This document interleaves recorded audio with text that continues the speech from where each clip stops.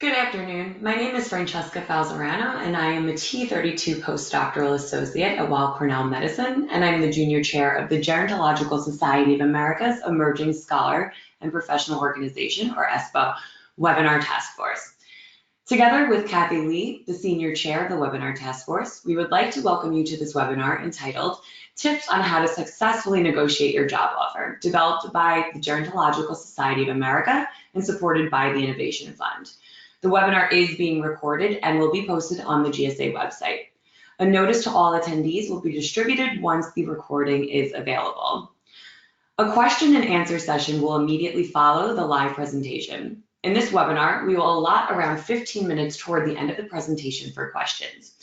You can type your questions through the control panel on your screen in the question box area at any time during the presentation.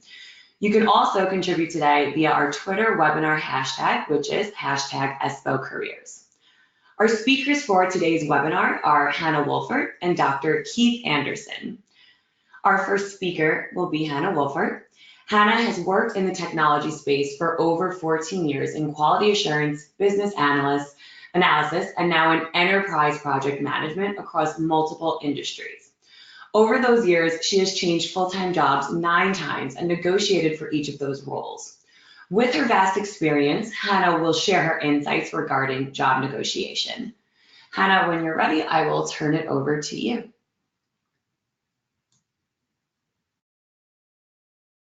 Thanks a lot, Francesca. Hello, everyone. Good afternoon. Francesca already gave a brief introduction. I just wanted to highlight that I have an educational background in psychology from the University of Notre Dame and have also completed my MBA from the Ross School of Business. As was mentioned, I've been working in professional career for over 14 years, and I have changed jobs quite a bit. I guess you could say maybe I'm a typical millennial. I also did my MBA part-time, so I had a chance to switch jobs when that was completed. And throughout that time, I've more than tripled my salary. I can't say I can promise you those results today, but I can definitely give you some tips that I've learned over the years that have really helped me get the salary and benefits and other intangible benefits that I'm looking for in a new opportunity. I've also successfully coached professionals at a lot of different career stages, whether exiting college or switching mid-career or later in their career, kind of looking for a shift in how they work. I've coached people in all those different stages of work. Next slide. So let's start with why negotiate.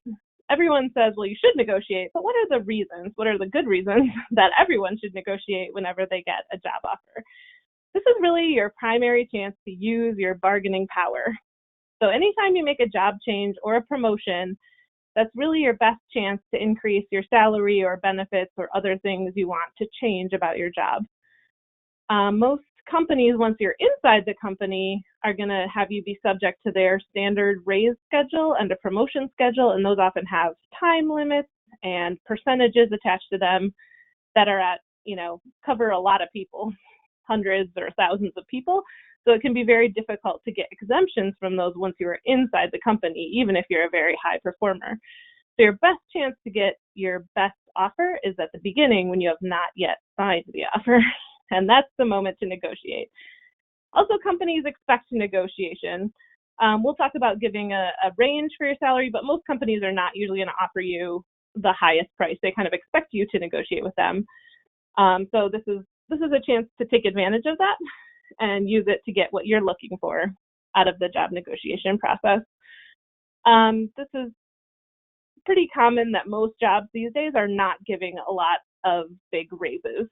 Unless you have a bonus structure in place, that could be different, but most jobs are giving maybe 2 to 4% a year, sometimes less than that if it's not a great economic year or budgets are tight. And I think we see that at a macro level, that wage growth has really not been growing very much here in the US for a lot of years. So really changing jobs or getting a promotion are the best chance you have to increase your earning power. Also, I look at an offer as kind of your first key interaction with your boss. Like, you did an interview with them and you told them what they wanted to hear, you told them how you could solve their problems, they liked you, they offer you. Now this is your chance to find out, can they give you what you want, right? The next however long you work for that person, years probably, will be dictated by how they can help you, right, in growing in your career and getting what you need within the organization. So negotiation is really a great chance to understand and kind of establish that dynamic with your future boss. Next slide. Just a quick slide here. Obviously, the numbers will vary for everyone, but this just shows kind of that 2 to 4% range can have a long-term impact on your career. So this chart just starts at 100,000, but if you were to start there and get a very small percentage raise, like 2 to 3% per year over 7 years, you would be barely 20,000 up from where you started.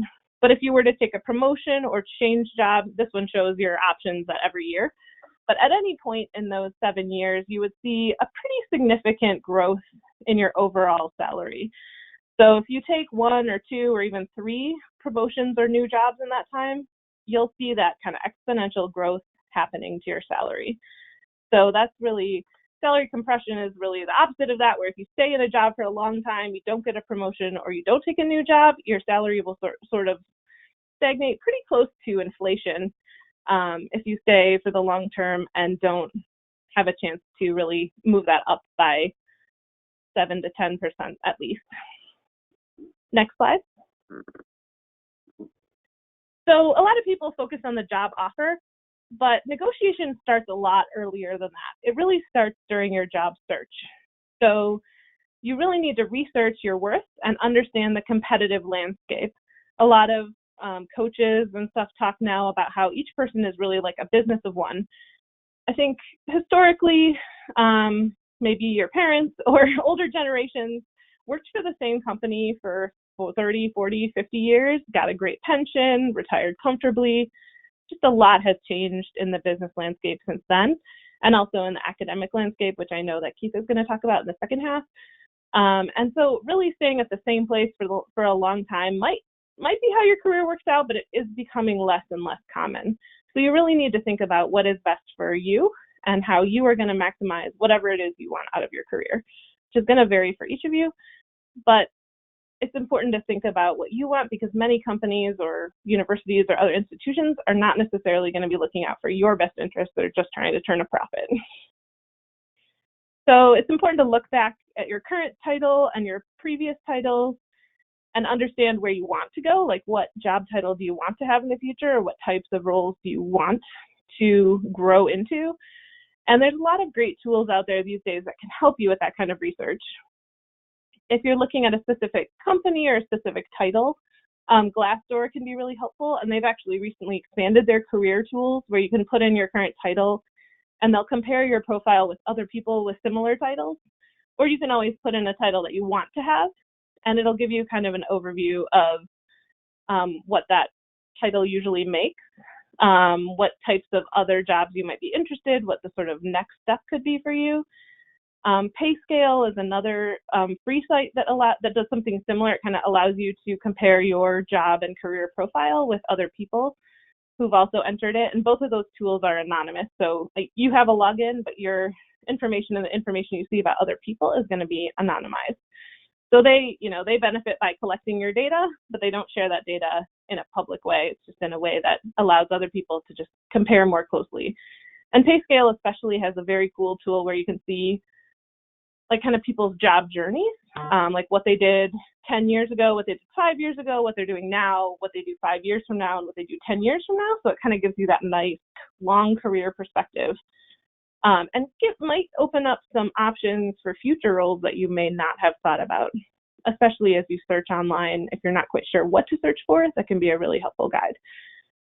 If you want to know specifically your worth from a salary perspective, salary.com, unfortunately, unlike the other two tools, has gotten less awesome, but it's still out there, and it's a way to understand what is typical to be paid for particular roles, and also compare, future job roles with like what you could expect to make in those roles in the future. Next slide. This is just a quick example of what I was talking about. I always like to show a picture. It's easier to visualize. So you can search on Glassdoor for a specific role. You can choose whether you want, ultimately Glassdoor is it's a job site, so it's really going to push you toward jobs, but there are other options to look at salaries or companies. And then it's going to give you a little kind of overview. It's got, I kind of like this top right corner, like very high confidence means that a fair number of people have entered their salary data, and it's sort of aggregating that anonymously to give you this average. I know there's a lot of researchers in here, so you probably like to see that there's sort of like a curve, you know, what's the low, what's the high. It's not like this is what everyone makes, but that you can see that this is sort of the average. You can see what the long tail out there to the right is, up to the highest salary that people in this, with this title in this area are making. It gives you salaries for related job titles, which I think is really nice. This is where you can look at, you know, what are other titles people are looking for, searching for, or possibly moving into or from. That would help you kind of understand that.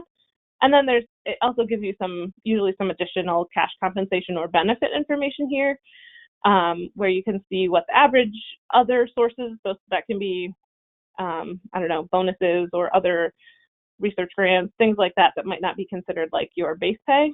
It'll show you in there what the typical range for that is.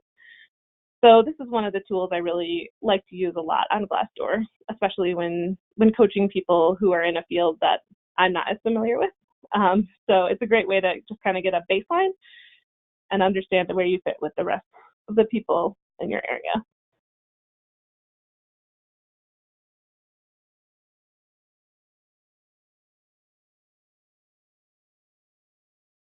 Sorry about that. One thing to note too, it is important to search for salary by your location or a location that you want to locate to, because salaries do vary pretty significantly depending on whether you're in an urban or rural area, what state you're in, how many people have that job, things like that.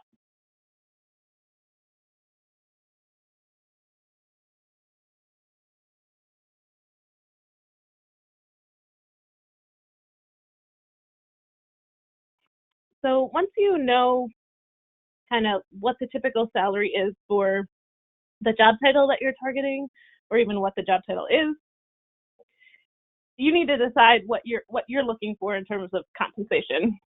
So salary is kind of the main piece of this. We'll talk about other pieces as well, and I know Keith is going to talk particularly about other academic benefits, but I like to write down the number that I want to make. I usually put it in a $10,000 range and practice saying it out loud to your mirror, to someone else. Just practice saying it, because sometimes, especially if it's your first job, it can be a little scary to say that number, especially if it's kind of large, out loud to a person, which is what you're going to have to do in the course of this negotiation. So think hard about it, write it down, and say it. Many job sites are actually now showing an estimated salary for your role. So even as you're just searching for jobs, you can kind of get a sense for what that job might pay. Why is that important for negotiations now? Well, you really don't want to apply for a job that is going to be way below your price range. It's just not really worth the time. Job searching, as everyone probably knows, is a lot of work. And so it's good to make sure your search is targeted to jobs that both are going to pay you what you need to live at a minimum, ideally what you would like to make, or maybe possibly a little more than that. Some of you I know may be more in the nonprofit or university space. Some of those will have some publicly available salary data. I know I live in Michigan, in Ann Arbor actually, and there's just a kind of basic website that shows the salaries that are paid by the state of all University of Michigan employees. So there may be something like that for universities or nonprofits in your area if it's required for them to report that. It's also pretty unwise to take a job with a lower salary unless there are like strong mitigating circumstances, like you're working part-time, or you have a family member to care for, or something like that, or you're looking for more flexibility. But in general, you want to be looking for more than you were making before. How much more is really up to you and up to, you know, what you find out in your research. But in general, going down in your salary is going to have a pretty detrimental effect on your longer term career earning potential. Next slide. This is just a quick example of how you would see a salary estimate on a site. Indeed is one site I recommend pretty highly, and you can see over on the left they're offering a filter option by salary estimate. So if you said to yourself, well, I definitely want to be making at least $65,000, you might just want to click on the higher levels there so that you can make sure you're just looking at the jobs that are going to pay that. Is that guaranteed? Definitely not. And I would say Indeed and LinkedIn both have this feature. You definitely want to use it with caution. Maybe include the one that's like just below your range, just in case. But more and more of that salary data is becoming available and easier for kind of the algorithms to figure out what you might expect to be paid in a specific job. Next slide.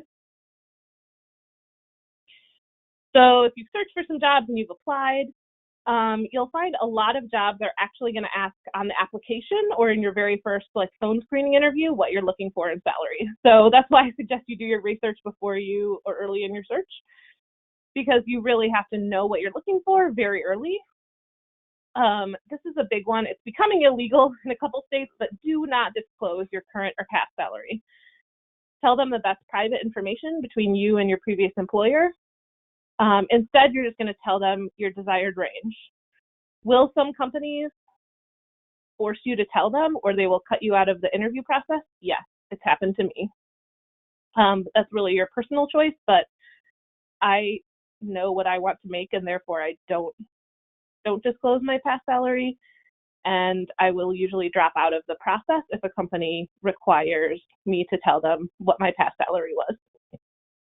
And this is especially crucial for women. Many of us are underpaid already, and so if our new salary is based on our past salary, it's going to be we saw the salary compression chart, it's just going to keep your salary from growing to the same level as your peers. So this one is a big one. That's why the only piece in my presentation that's bolded. So if you want to make $98,000, I talked earlier, give them a range. You could say your range is between 95 and 105, something like that. And they will, hopefully be able to work with that. If they're really interested in hiring you, they'll take that range, they'll write it down, and they will usually let you know at that point if that's a match with their range. Most companies and institutions won't tell you what the range of pay, but they always have one. You can always try asking them. If they have to disclose it, they'll tell you. Otherwise, they're just looking to make sure that your range matches with their range. And if it does, you're likely to move forward in the process as long as you pass the rest of the interview questions. A lot of applications these days are forcing you to put a number in your past salary box. This is just a pro tip, just put 0. It seems odd, but they know there's no way you were not getting paid at your previous job, but that allows you to avoid having to give a past salary. And if they ask about it, you can tell them that that's private information between you and your previous employer and that you don't need to share it. And this initial screening will just help both you and the employer make sure that your ranges are aligned. So that's why the negotiation kind of starts here, because you want to make sure that the job you're in the running for can actually pay what you're looking for. Otherwise, it's not worth the hours you're going to spend on preparing and interviewing for the rest of the process. Next slide. So I don't have time to cover the whole interview process, but let's just assume you did awesome and you got the offer. Congratulations. That's very, very exciting. And for a lot of people, that's really the big moment. Definitely, most likely you'll get a call for a verbal offer, like someone will call you, a recruiter or your boss, and say, hey, we're going to make you an offer. Wait until you get the offer on paper, and definitely don't accept it immediately. You need time to think about it, make sure it's the right choice for you, and you really need to sit down and do a lot of math. So you really need to get all the details around benefits like medical costs and time off. Basically, what I do is convert all of that into dollars. So if you were paying $100 a month in your medical premium before and now it's $200 a month, that's $100 less you're making every month in take-home pay. So you really need to look at all those benefits, understand their costs. For time off, I just convert it to, that's basically essentially a bonus, right? Just convert the time that you get paid as a positive to your salary. So if you get 10 days off and you make, just making up a number, $200 a day, that's essentially an extra $2,000. If you get 20 days off, that's $4,000 added onto your salary. So the more days, essentially, the more money. So that's a big a big effort, right, to take the offer, sit down and try to objectively analyze whether this is really enough money for you, if the benefits are a right fit for you. Especially with medical benefits, it's very hard to predict what your costs are going to be. So factor in whether you're supporting a partner or any children, and whether, what the total cost is going to be to you based on the new benefits, and make sure that it's not actually a downgrade from your previous job. Sometimes, even though the salary number is higher, the benefits number can actually cause that to go lower. And once you've done all that math and you think you're ready to negotiate, only negotiate an offer that you intend to take.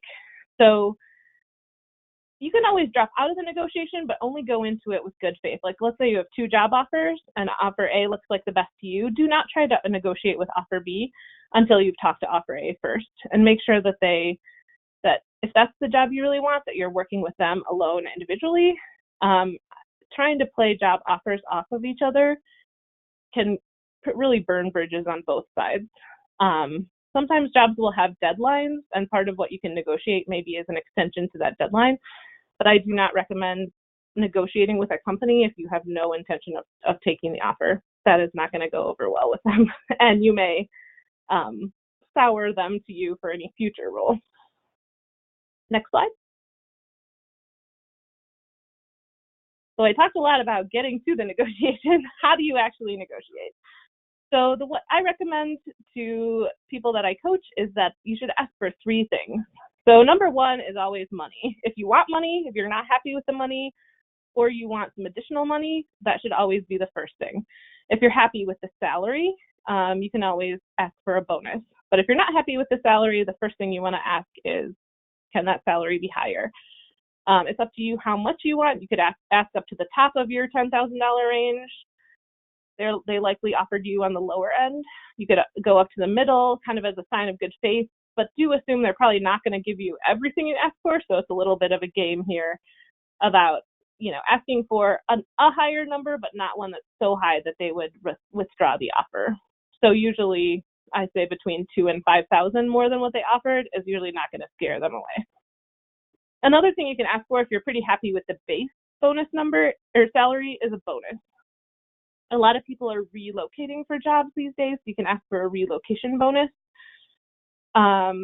If you want a signing bonus, let's say you need a new car or a new wardrobe or something, signing bonuses can be a good way to get that. And at least in the private sector, a lot of companies will allow you to have a signing bonus because it doesn't actually affect that salary compression chart we showed earlier. It doesn't actually change where you fit in terms of your percentage of raise every year and stuff like that. It's just a one-time payment, and it is taxed at a higher rate, just FYI. So you're going to have sometimes more luck with companies to get them to give you a one-off bonus instead of actually raising your base salary. Sometimes that's something that companies are more willing to do. Bear in mind, signing bonuses are not really what they promise anymore. A lot of times you are not actually going to get any money until you show up for work the first day, and they are often withdrawable within like 60 to 90 days, sometimes longer if you don't stay at the company. So be aware that it's not always like they're just going to hand you money when you sign the offer. So do look at the terms very closely of a signing bonus and make sure that that works for your cash flow situation. So if the first thing you're going to ask for is salary or bonus related, the second thing can be other tangible benefits, more time off, anything that kind of eventually adds to your bottom line indirectly. So time off is a big one. I always ask for more of that. A company paid cell phone is another option. Anything that's going to like reduce your overall cost of life is something you can try and negotiate with them. And then the third thing, I usually try to pick something that's a little more intangible, like maybe working from home one day a week, or something to do with flexibility of your schedule, or if you're in something like nursing where there's expectation that you work holidays, like a specific holiday off. There's usually options for that. Why ask for 3 things? Because it's unlikely you're going to get all 3, and you want the company to at least be able to give you something, right? And the most likely thing you're going to get is your number 3 item. It's pretty likely to get the number 2 item, and sometimes you will get the number 1 item if you rock it. Okay, next slide. So now you've prepared, you've decided what you're going to ask for. Hopefully you've rehearsed it, maybe with another person or in your mirror. You really want to speak directly to your hiring manager if you can, the person who's going to be, signing off on your timesheets or whatever. Ideally on the phone. You can do email if you have to, but I really suggest trying to get them on the phone, or 100% better is even trying to get a half hour on their calendar and go and actually meet with them in person. You really want to thank them for the offer and say how much you're excited to work for them. Like, you really want to work for them. You're very excited about the offer. You're just asking for a couple of small changes. Expect them to need some time. They may say no to one or two of your requests right away, but if they want to try and say yes, or they want to try and work with you, don't expect them to just hand you a new offer letter on the spot or email it to you within an hour. Most likely, if they're going to raise your salary or give you more days off, those have to go through company processes or institution processes. That might take some time. So the most likely response you're going to get is, I'll see if I can change that offer for you. It's usually good to talk to them about how long that might take, so you have a sense, like, are they going to get back to you in 2 days or 5 days? Could it take weeks? That might affect your interest in the offer and your willingness to wait for them to turn that around. And remember, as I mentioned at the beginning, this is really your first of potentially a lot of times working with your new boss. So this is a chance for you to show them that you are confident and interested in the role, and that you are looking for something from them, because this boss is going to have to support you for any of your requests in the future. This is a great chance to see how well they can support those requests, how well they handle you asking for something, and how much clout they have in the organization to actually get you what you want. And of course, if they do make any changes, you want to get an updated offer letter officially in the mail or an email before you actually sign that offer and commit to work with them. Next slide. So those are my main points and tips for you guys. Some more resources if you're interested in them. One of my favorite authors is Liz Ryan on LinkedIn and Forbes. She has a company called Human Workplace. She has a lot of tips on things like how to avoid the past salary question, a lot of that kind of stuff. She's a really great and very approachable person who's worked in HR for many years. Some of my favorite books on this topic are Crucial Conversations and Fierce Conversations. Lots of things in life are a negotiation. This is really focused on jobs, but like I said, every time you ask your boss for something, every time you ask your partner for something, every time you ask your friends for something, you're essentially negotiating, even if it's in maybe a more positive way. But those are all key conversations to be prepared to have. So these are two books if you're interested in more on this general topic that you might find interesting. Next slide. So also, I'm happy to connect with any of you guys on LinkedIn, or you're welcome to email me if you have deeper topic questions or specific questions about your situation. Feel free to reach out to me, and I'll also be here for questions at the end of the seminar. Thank you. Thank you so much, Hannah. That was great. And our next speaker is Dr. Keith Anderson. Dr. Anderson is a professor in the School of Social Work at the University of Montana, the director of the Montana Geriatric Education Center, and series editor for Columbia University Press. Dr. Anderson is now going to share his insight and experiences with negotiations in the academic job market. And Keith, Dr. Anderson, whenever you're ready, I will turn it over to you. That sounds great. Thank you, Hannah, for your presentation. And we're going to shift gears a little bit to look specifically at negotiations within academia. So a little bit about me, my education, I went to Dickinson College in Pennsylvania, and then I did my MSW at Virginia Commonwealth. Following that, I worked as a clinical social worker at the Washington Home and Hospice in Washington, D.C. And then I returned to academia and completed my PhD at the University of Kentucky in gerontology. My first job was as an assistant professor at The Ohio State University. Hannah, I know you're a Michigan person, so my apologies to you. And then I was promoted with tenure at Ohio State, and then shifted careers, not my career actually, but shifted jobs and took a position here at the University of Montana. So I've been in the negotiation process a couple times and two very different experiences. So we can talk a little bit about that. Next slide, please. So my first academic job, I went on the job market and had several interviews. It was a fairly successful job search for me, and I had some options, which was really nice. Ohio State made me an offer. It was the offer that I really wanted, so I was very excited about that. I was also very inexperienced in negotiations. I didn't know much about negotiating a job offer. I was actually so excited to get the job, I almost made the cardinal mistake of saying I would do this job for nothing, which is something you don't want to say. Fortunately for me, I was hired at the same time as two other assistant professors were hired. And these two other folks were good at negotiating. So the dean hired us all at the same salary and essentially with the same package. And I kind of rode on their coattails.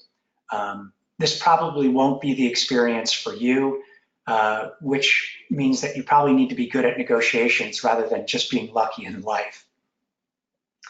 My second academic job, so I had tenure. I was an associate professor at Ohio State. I went on the job market and I received an offer from the University of Montana.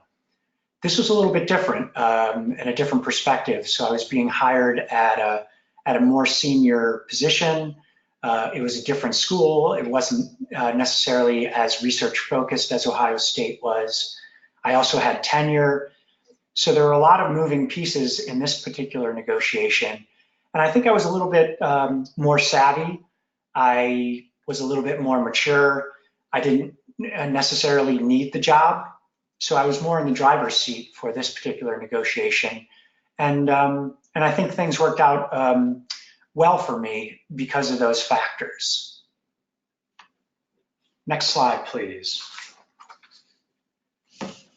So you've gone on the job market, you've impressed people with your job talk, and you were used all the proper forks when you were at the dinners and the lunches that you have to go through, and you receive a job offer.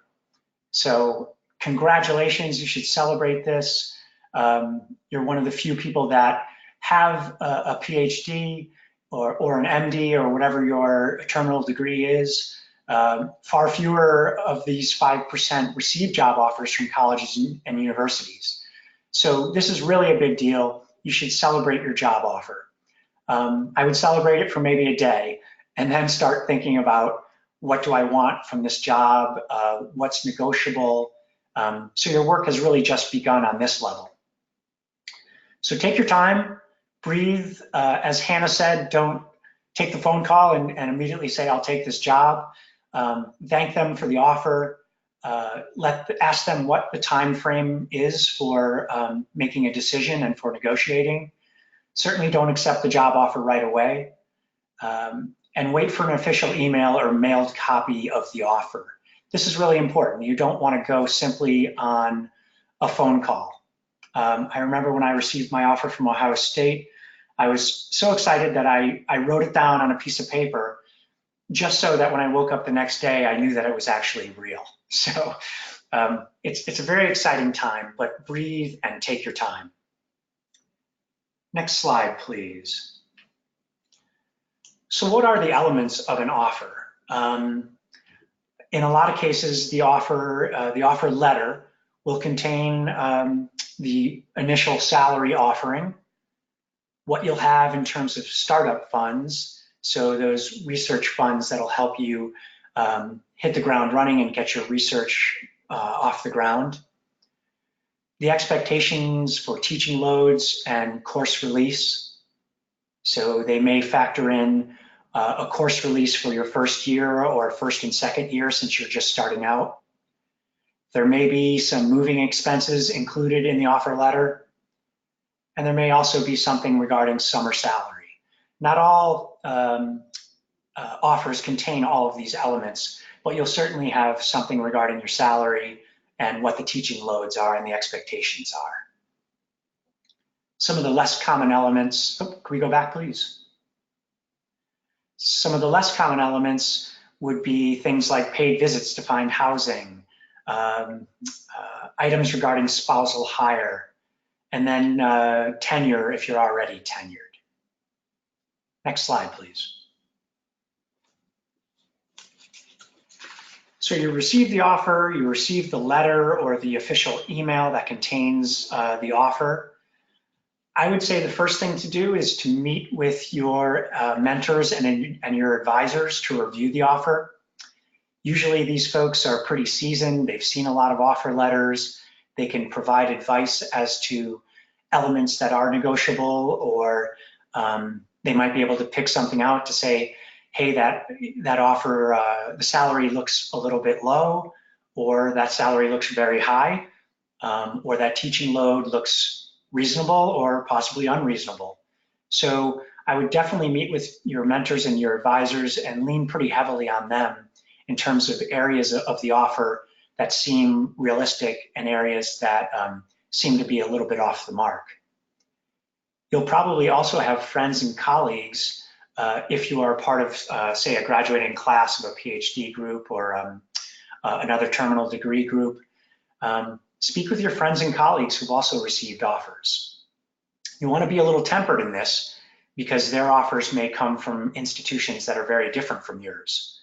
But you may also find that you have folks who are hired at a rival institution, and you would hope that the offers would be similar in terms of, to some degree, in terms of salary, teaching load, startup funds, that type of thing. So check around with your friends and colleagues. The second thing you want to do is to do some research. As Hannah said, a lot of times, particularly at public institutions, the salaries are public knowledge and they're published. So you can find data on salaries from past years. You want to be a little careful with this. Oftentimes, the salaries are aggregated, so it may just say, the mean salary at the assistant professor level is X. If you're in something like social work where I am, salaries tend to be on the low end. So don't be too upset if your salaries doesn't quite meet the mean. On the other end, if you're in nursing or another profession or medicine or something like that, your salaries may be higher than this aggregated mean.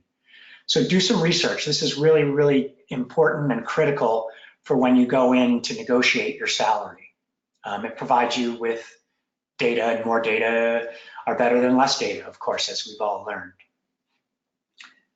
Next slide, please. You also want to understand the type of institution that is making the offer to you. Some things to understand are, is it a research-intensive institution? Or does it lean more toward the teaching side? You'll find that research-intensive institutions tend to have higher salaries. Teaching institutions less so. Research institutions, obviously, there's a greater expectation that you're going to bring in external funding. Teaching institutions, you'll probably have a higher teaching load. So do some research on the institution that's making the offer and understand what their position is. Also look at the size of the school. Larger schools may have greater resources and offer higher salaries. Look at the rank of the school and look at the rank specifically within your discipline. If it's a very high-ranking institution, I would imagine that they're going to pay higher salaries. It should be commensurate with the rank and the level of prestige of the institution. Look at the location and the cost of living. You may be particularly attracted to a salary, but the location is in an urban area that's incredibly expensive. Or I would imagine, like where Hannah is in Ann Arbor, may be quite expensive to live there. So look at the cost of living with these institutions. I was really surprised that the cost of living here in Montana, in Missoula, Montana, where I am, was relatively high. I didn't think that was going to be the case, but I did a little research on that and I found out that was the case. So gather all your data. One sort of minor point, but something that could be become important to you. Find out whether it's a unionized faculty. Oftentimes, there's parameters in terms of the salary when it is unionized, which will limit your ability to negotiate your salary. Next slide, please. Okay, let's negotiate. So the first thing is probably you want to be careful in the way you communicate. There's a couple options. We can always communicate via email. Email allows you to be really careful with what you say. It also gives you time to pause and respond. You may want to take a couple days. The phone is more personable, but oftentimes the phone, especially if you're very excited about the offer that you've received, and the other person on the other end is probably going to be far more experienced in negotiations. It's probably going to be the dean. Mistakes can happen and you don't have time to digest things and receive consultation and to respond appropriately. I tend to lean on the email side because it's safer and you are able to craft your statements. And then think about what's negotiable. As Hannah said, you may want to make a list of the things that are most important to you. Certain things are not negotiable. Money and time are generally the most negotiable items or elements of an offer. So again, make a list of things that are really important to you. It may be salary, or as Hannah said, it may be time. Maybe you have a young family or you have some caregiving responsibilities that are important to you. And then align your asks with the capabilities and resources of the institution. You don't want to be not well aligned with what the resources of the institution are. If you're asking for something and they don't have it, it's really not going to be a negotiation.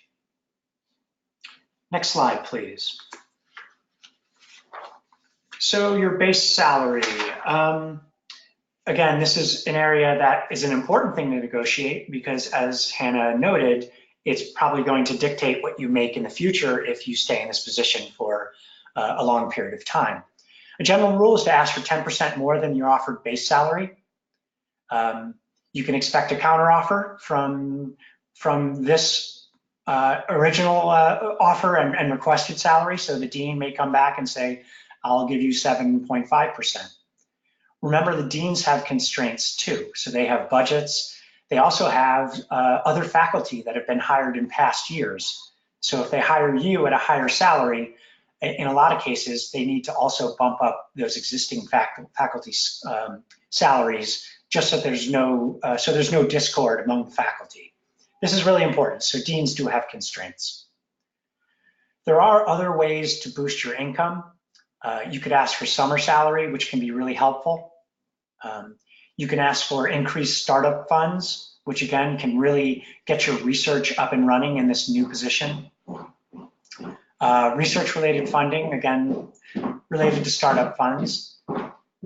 Moving expenses, which can really be expensive, depending on how far and how much stuff you have. And then teaching overloads. You may ask to have a teaching overload. I'd be really, really careful if you were a new faculty member and not literally overload yourself. Next slide, please. The next element that you can negotiate is time, and time is often more a commodity than money for assistant professors. You can ask for course releases, especially in your first year or two. I would certainly ask for this if it's not already provided. You could also ask for release from committee service. Committees can really eat up your time, and you may be able to negotiate some relief in terms of committee service. Kind of rare is a pre-tenure sabbatical. You may be able to ask for this after 3 or 4 years. If you do have tenure and you're going back on the job market, I would ask for, or at least negotiate, get something in writing about tenure and getting credit for the years served at your former institution. Next slide, please. Other negotiable perks, negotiate for free RAs or TAs. This can really lighten your workload. They can help you grade papers and tests, which takes a lot of time. And this can free you up to get your research up and running and to publish, which is critically important. You can negotiate for space and equipment. Depending on the type of work you do, you may need office space, lab equipment, and some of these things are negotiable. And they're more negotiable because the dean may have a separate budget for this, separate from salary. Next slide, please. And then Hannah touched on this as well. There's family-related perks. You may be able to negotiate a spousal hire, particularly if you're a very attractive candidate and they really want you. You may be able to negotiate some daycare, which can be very expensive, as most of us know, those of us who have families. Paid family leave, in some cases, is negotiable. Housing assistance, particularly in urban areas, they may have some setups where they have, I guess, negotiated or controlled rent in certain buildings that's set aside for faculty. And then retirement and benefits packages, not always negotiable, but really closely review these documents. And if something's way out of line, it may be something that you could negotiate back to where it meets your standards. And then free parking. Okay, not really. You're probably not going to get that in your negotiations. If you are, contact me and I will congratulate you on your great negotiating skills. Next slide, please.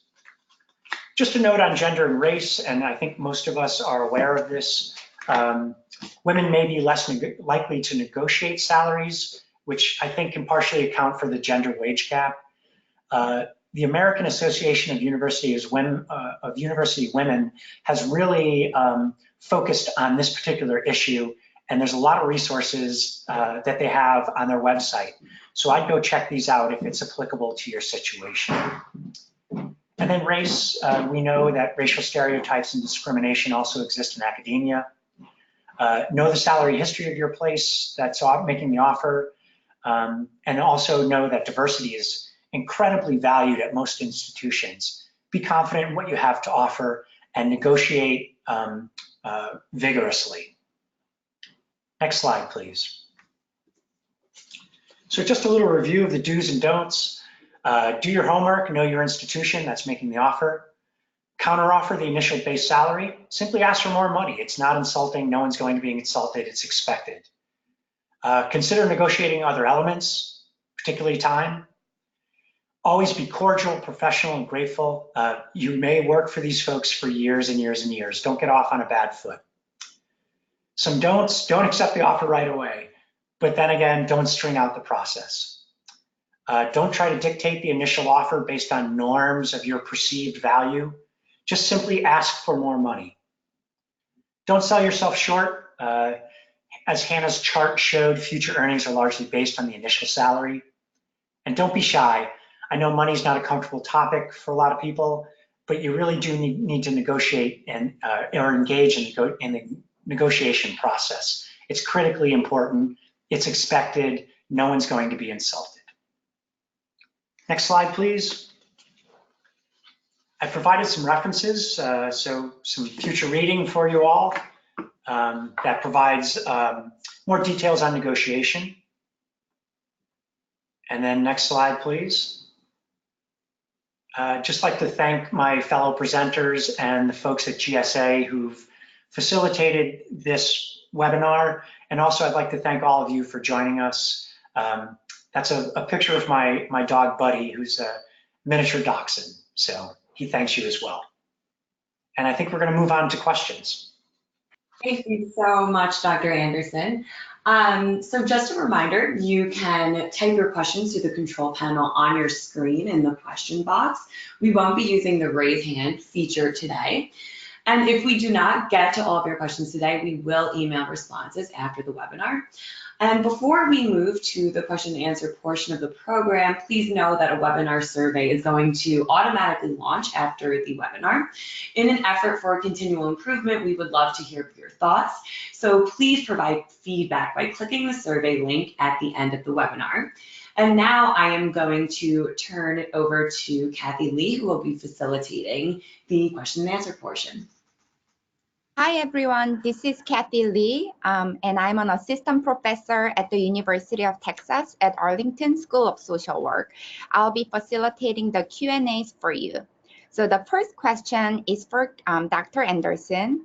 For private universities, are there any ways we can get a range for tenure-track junior faculty salaries? You know, that's a really good question. I think private universities are not held to the same transparency standards as public universities.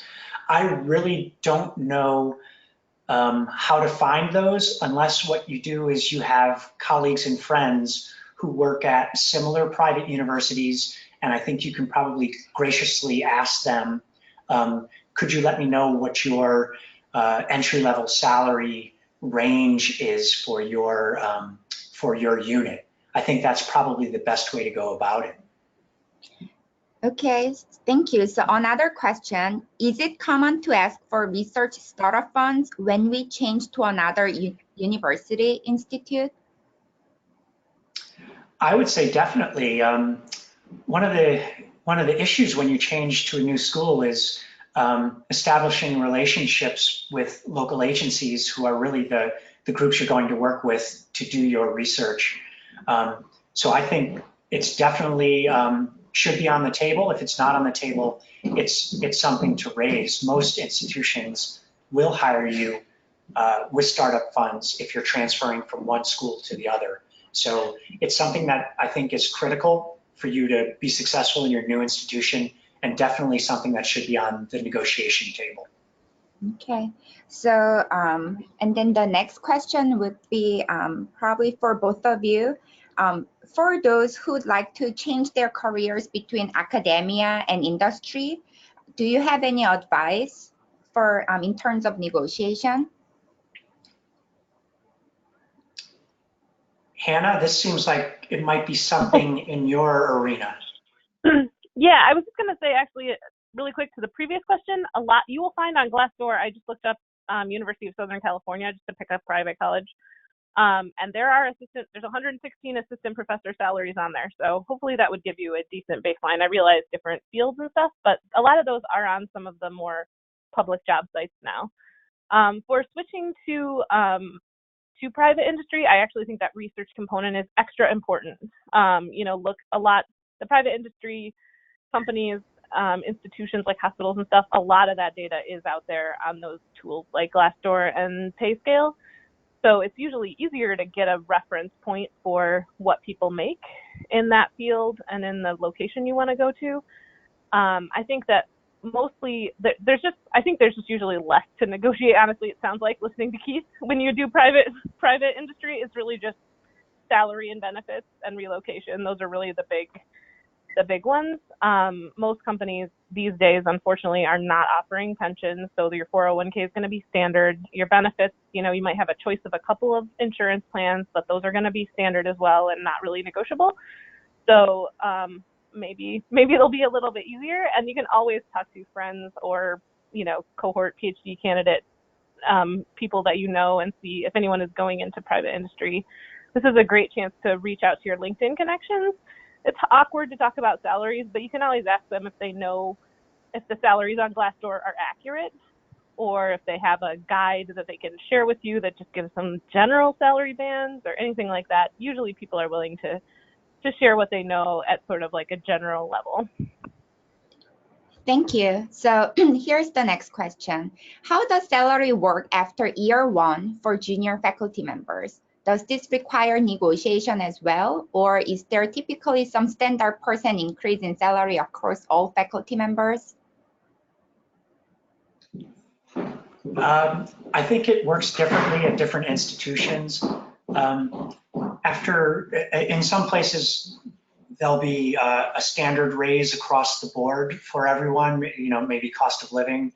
In other institutions, you submit your, maybe it might be called an individual performance record of what you've done that year, and then the dean or whoever the deciding party is has a range of percentages that they'll provide a raise to. So if you had an outstanding year, maybe you'd get 5%.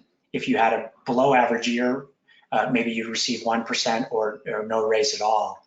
So there's not a lot of negotiation per se, but there is evaluation. That's how it's been in my experience, at least. Okay, thank you. So the next question, if they come back to me and say no, should I just accept it or should I try another negotiation? How many times are common that we can go back and forth? I can start with that. I think it's probably different, I would say, between the two, so hopefully Keith can weigh in too. If they say no to all three, but you still want the job, you can take it. There's no problem with that. Just be aware of what you're getting into. I think the one time I did that, I found the company highly inflexible, and I should have known that from the negotiation. And so when I had some personal life events come up that made it so I needed to go to a part-time schedule for a brief time, they were not willing to work with me, and so I took a different job. So you can see in that negotiation how well, like a little bit, a window into how the company or institution is going to function. So I usually don't accept if they won't give me one of the three things I asked for. If they give me one and it's fine, like I get a free cell phone or whatever, then they can't do the other two, I usually will, but I still want the job, I usually will take it. I don't often go back and ask again more than maybe once on salary. Personally, that's kind of where, because if you go back and forth too much, it just becomes a lot of like, I don't know, it ends up sounding like begging, I feel like, if you go back a lot of times. Thank you. Here's the next question. Normally, the job offer letter says that here is the research startup funds, and then you have to use it within 2 years, for example. But then how common is it to ask for the extension? I don't know how common that is, but I would imagine it's something you could negotiate with the dean. The fact that you didn't use up all your startup funds, could they, do like a no cost extension type thing where you roll it over into your third year or something like that. I wouldn't ask for an extension unless I had a plan and also a reason why I didn't use up those startup funds. So if you're going to ask for an extension, say, can I have this extension? Here's the reason why I didn't use the funds, and here's my plan for year 3. That's what I would do. Thank you. And here is another question for Dr. Anderson. I noticed retirement benefits were not on your list for negotiation items, especially a 401k. Is this something that we would need to negotiate as well? I don't know how often a 401k is on the table, since it may be out of the dean's hands, that type of thing. I just don't know how negotiable that is in academia or in industry. Hannah, have you run into this as being an element that is negotiable? I have never successfully negotiated. I've only tried once, maybe like the second or third time, and the answer I got was, oh, that's just a plan. It's usually administrated by a third party and it just cannot be changed. Everyone is involved. Everyone has the same one. Potentially at different levels, your percentage of match might be different, but again, that's not usually negotiable as far as I've seen. You can always try. It could be one of your 3 things. But as far as I know, you're usually just put into a giant plan. I've been in 9 different retirement plans, so you can tell you're just put in a plan with everybody else and your match is standard. And then sometimes your company may give like a profit sharing or bonus into your retirement plan as well, but that's usually a fixed amount. Okay, thank you so much. Just a reminder that we are recording the session and we'll be sending you an access link by email once the recording is available. So you'll be able to download a copy of the presentation slides and recommendations report from the website listed at the bottom of the screen. And if you have any further questions, please feel free to reach out to our presenters. Thank you to our speakers for their time and effort in preparing this webinar, and thank you to our audience for your attendance. We hope you find this a useful and meaningful experience. Thank you.